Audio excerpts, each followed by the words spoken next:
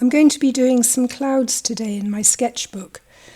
I was looking out of the window and felt quite inspired, so I'm mixing up a bit of burnt umber and ultramarine blue. I've done a little pencil drawing, and I want you to note this. I've gone straight in on dry paper to the clouds. And these are the shadows under the clouds. And that's all I'm going to say for now, but we will be coming back to this in a minute at the end of the video. Anyway, so I put that little bit of dark under shadow in the cloud and then went on to the sky. So I'm laying in a nice cobalt cerulean mixture for the sky, just sort of quite light. And it's denoting the edge of the cloud, where it's very, very white. I've made it a little darker in the blue. And then on the right, I'm just putting a little bit more blue sky in. And I'm drawing the shape of the cloud a little bit.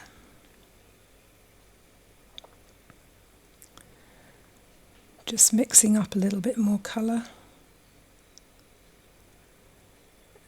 So this is the sky that was underneath the cloud, but obviously behind the mountain view. And because of aerial perspective, it's usually lighter. If you look at the sky down to the horizon, it's lighter at the bottom than it is at the top. And that's to do with how much air we're looking through. If you look directly above you, you're looking through less air. So you always want to make the lower part of the sky a little bit lighter. So I'm just running it in underneath the clouds there. Now I'm mixing up a little darker. And I felt that was too dark, so I went back in, got a little bit of water, and I'm laying a lighter wash. It'll be made with ultramarine blue and a bit of burnt umber. I may also have picked up a little bit of violet. Sometimes I do that.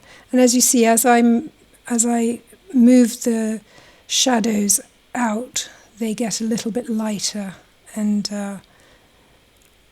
not so obvious. The edges, that is. So I'm mixing up a much darker wash and I'm going to put in the land.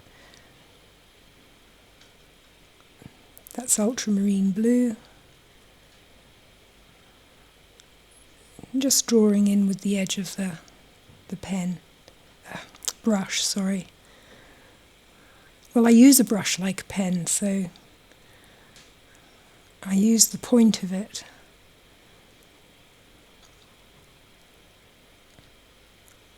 A little bit of sap green has gone in.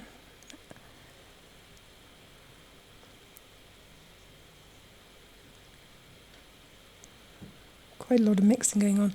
This is a mountain that's in the further distance, so I wanted it to be a little cooler, bluer, further away. Not so juicy a wash. It's a little bit more water in that wash.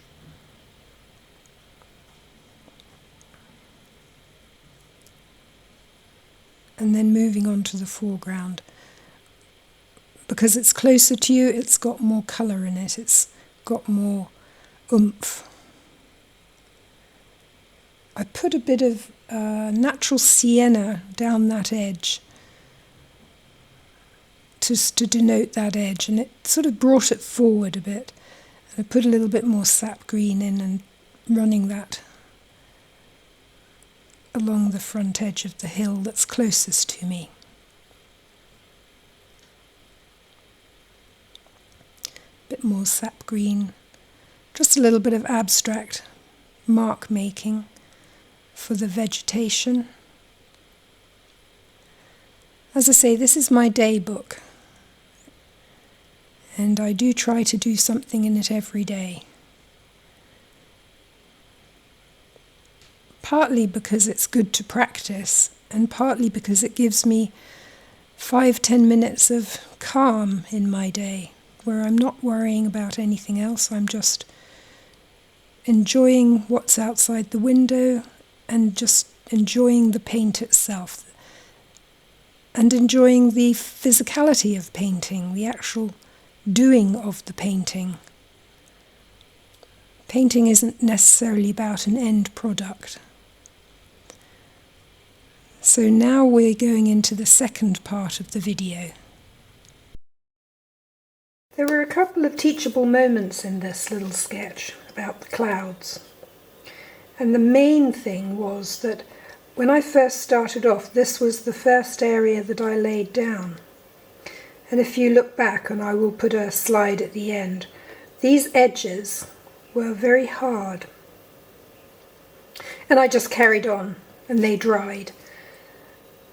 And when I was looking back at the footage, I realised that they were so hard because I just put wet colour straight onto dry paper, and I hadn't gone back and touched the edges with a little bit of water to ease them out. So they were actually like this. But that's fine here because I wanted that definition between the bright cloud and the blue sky. But this was the shadow within the cloud, and they're not hard, they just aren't. And so what I did was I got this is a perla, which is it's not natural, it's kind of plastic hairs.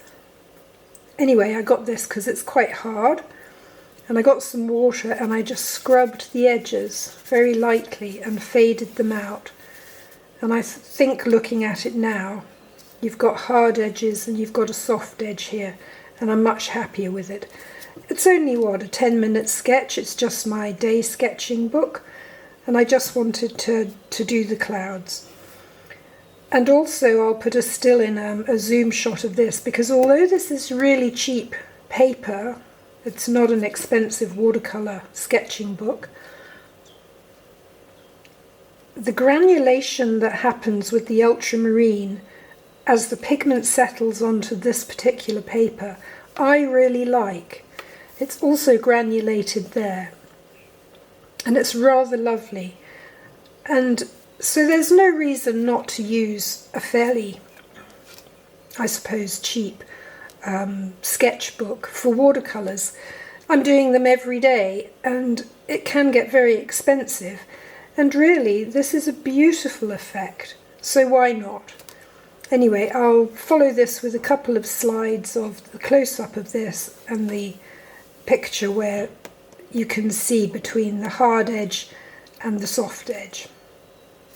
So I hope you enjoyed this little demonstration. Please like and subscribe if you want to see more videos like this, and have a look at the slides, and I'll see you next time.